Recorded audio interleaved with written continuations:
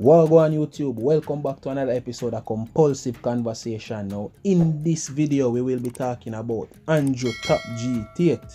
Yes, now me and my wife is here again, Shanique. And in this video, we intend to dissect some of his most controversial quotes that he made. Yes, man, some of the quotes them will blow up the internet. Now, just a quick disclaimer. I try to look in as much at the context surrounding these quotes as possible. So, I don't want to give my opinion based off of just what the quote say. I want to know the absolute truth behind it. So, without further ado, let's jump straight into the video. Yeah, man, Andrew Tate 101, Top G. That's how he's known as on the internet. Yeah, man, you have any affiliation with him, Shanique? You know who is the Top G? You know who is Andrew Tate? Well, I hear a few things on the internet about him, but I'm not really a follower, so I'm not sure. I don't have an opinion. So you don't have an opinion on him? Yes.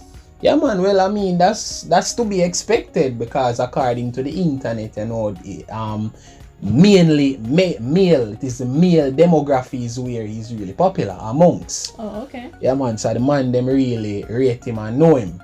Because according to the man them, you know, him talk facts, him talk truth, him talk everything, you know. Oh. Him and him brother Tristan Tate. You see me? So, you know, let's get into one of the statements. What do you think? Okay. Yeah, man. So one of the statements that he made is he believes that the woman is given to the man. So that's the statement. He believes that the woman is given away to the man. Okay. So when you read that statement by itself, you know there's no context. You know it sounds vindictive. It's very easy to build an opinion and say, boy, that bad. That no, me not like that. That rough. When I deal with him, yeah, man, him sound misogynistic. And for those who don't know, the term misogynistic means someone who is prejudiced or hateful towards the female demography. You know? So, you know, based on that statement, you know, the man, you know, the woman is given to the man. What's your view on the statement first out before me give the context? In what way? Like in marriage? Yeah, well, basically, alright, let me give the context.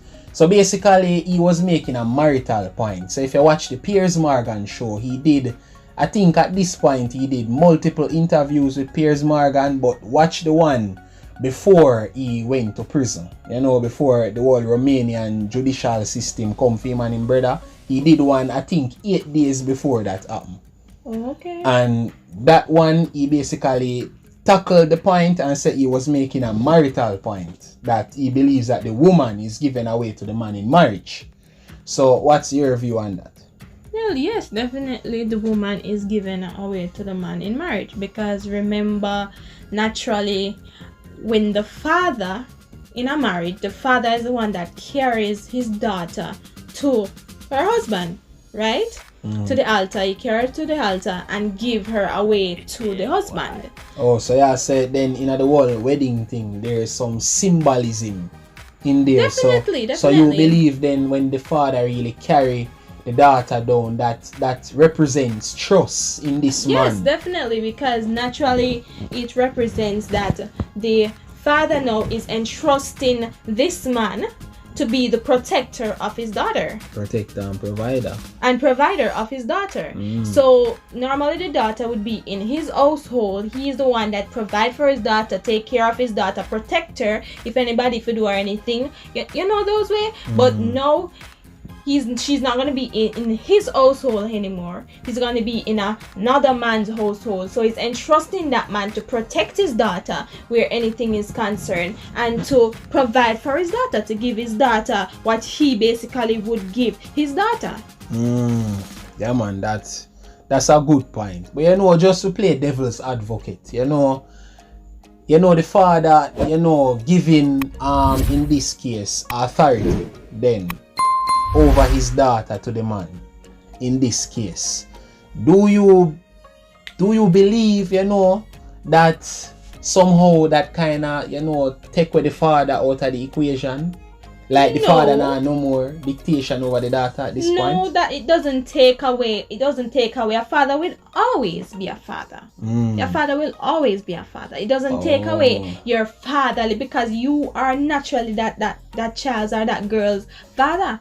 So you will always be your father. Now, normally the girl will go and look for her parents and so forth. But the household is concerned, she is not under the father's household, so she's not under the father's protection anymore. She's under her husband's household, so she's now under her husband's protection. Yeah, so based on what you tell me, it's so like, there's deeper symbolism in the wedding ceremony than what meets the eye. Definitely, yes. My question then is, what do you believe, the last name being given to the female, what do you think that signifies then? Basically the same thing. So you think it signifies then the woman being given to the man in that sense? Definitely. Alright, so we have to get in it now, because when the man made the statement, Shanique, I kid you not, the statement blew up the whole internet, brother. Like, man, the feminists them come out in them numbers, you see me, and them start wheel around the term misogynist on him, which me don't get the definition for.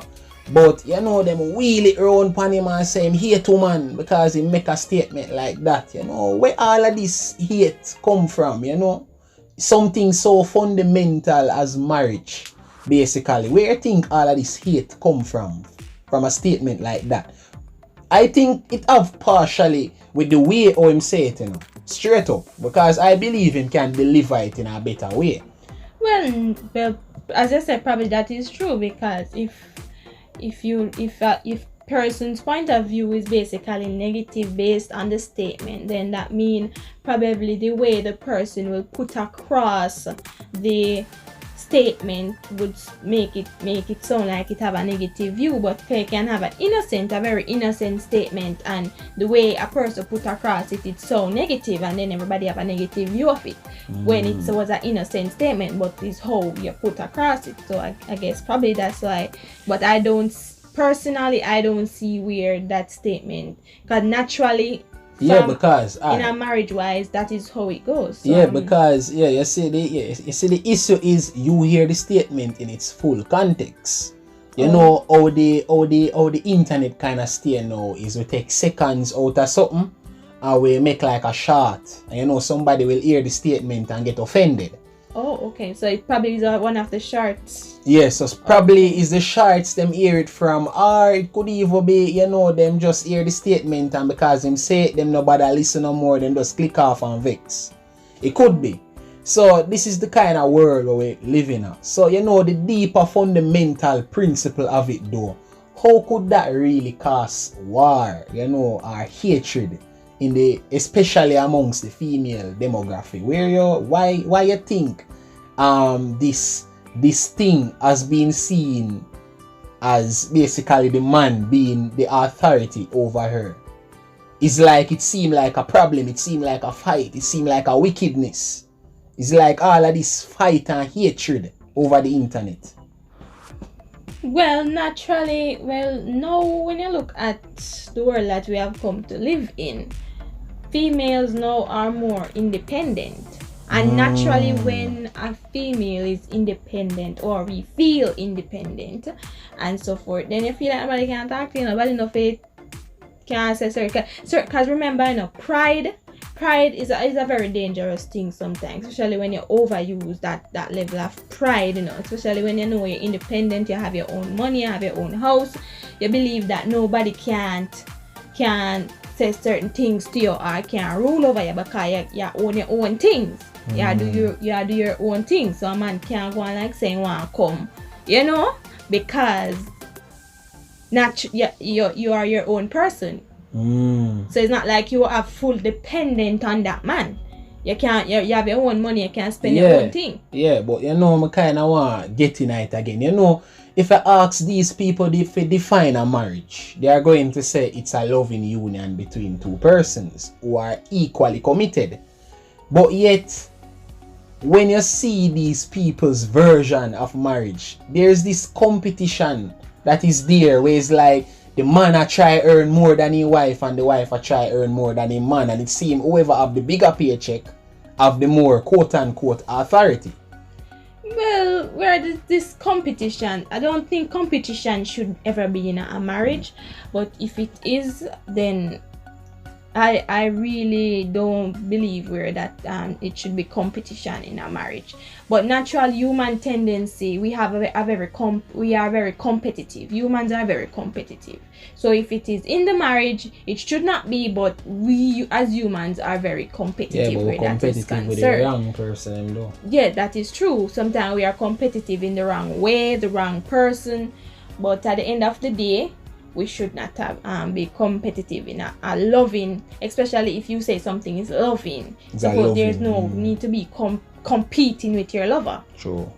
Alright, so yes man, so if you enjoy the conversation, subscribe, like, support the movement, leave a comment down there. All of them will be, answered. And any last words to them, Shani? Yes, we need to continue this because it's very interesting. Yeah man, it's very interesting indeed. So once again, if you enjoy the movement, you know what to do, Shani. What them to do? Subscribe, like, follow, view. Wow, yes man. So yes man. So without further ado, yes, we'll soon in the next video then.